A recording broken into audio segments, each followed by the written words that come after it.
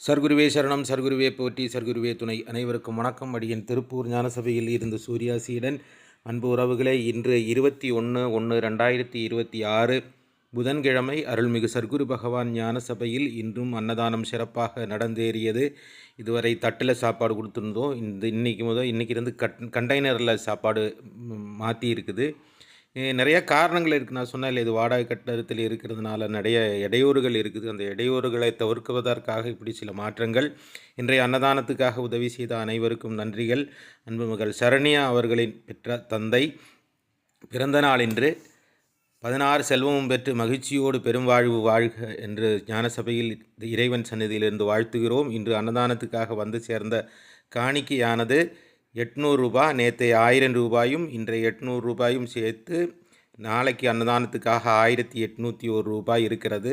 ஒரு நாள் 5000 ரூபாய் செலவாகிறது. யாரேனும் அன்னதானத்துக்கு உதவி செய்ய வேண்டும் என்று விரும்புபவர்கள் திரையில் தெரியும் எண்ணுக்கு உங்களால் முடிந்த நிதியுதவியை செய்யுங்கள். முடியாதவர்கள் இந்த காணொளியை நல்ல உள்ளங்களுக்கு பகிர்ந்து உதவுங்கள் உறவுகளே. நன்றி.